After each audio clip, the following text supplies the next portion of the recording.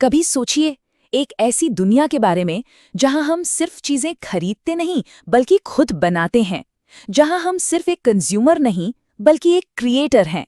आज हम सामूहिक समृद्धि के इसी पावरफुल आइडिया को जरा गहराई से समझेंगे। चलिए शुरुआत करते हैं इस एक चुभते हुए सवाल से। ये सवाल हमें एक पल रुककर सोचने पर मजबूर करता है कि भाई हम आज कहाँ खड़े हैं और हमें कल कहाँ जाना है। तो देखिए, हमारे सामने ना दो रास्ते हैं। एक है शिकायत का रास्ता जो हमें अंदर से कमजोर करता है, और दूसरा है निर्माण का, कुछ बनाने का, जो एक मजबूत समाज की नींव रखता है।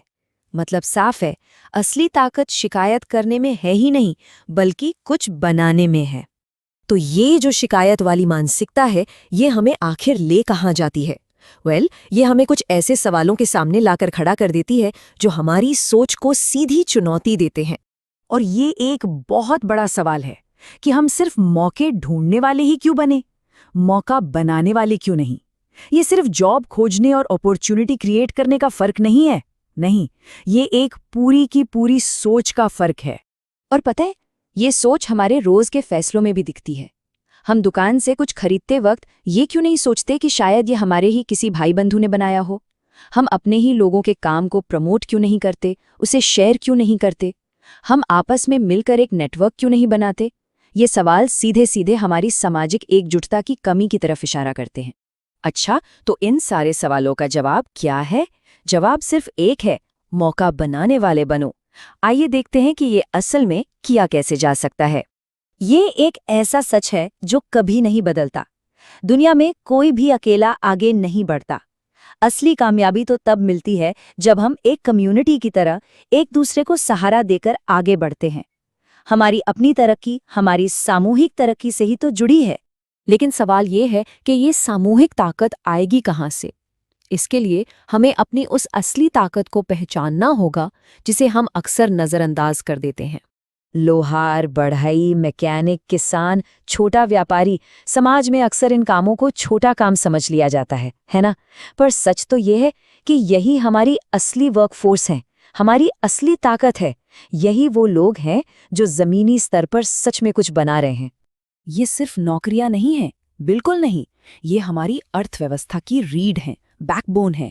इनके बिना सोचिए पूरा का पूरा ढांचा ही ढह जाएगा। ये याद रखना बहुत जरूरी है कि असली वैल्यू कहाँ से आ रही है। ठीक है, तो हमने अपनी ताकत को पहचान लिया। अब अगला चैलेंज ये है कि इस ताकत का इस्तेमाल समृद्धि के लिए कैसे किया जाए, और इसका जवाब छिपा है एकजुटता में। कोई भी समाज सिर्फ नारों से नहीं बदलता। बदलाव तब आता है जब लोग सच में एक दूसरे का हाथ थामते हैं, सपोर्ट करते हैं। ये सिर्फ बोलने की नहीं बल्कि करने की बात है, एक्शन की बात है। तो ये एक्शन कैसा दिखेगा? 3 बहुत ही सीधे कदम हैं। पहला, एक दूसरे को ट्रेनिंग दो, स्किल्स सिखाओ। दूसरा, अपनों से खरीदो।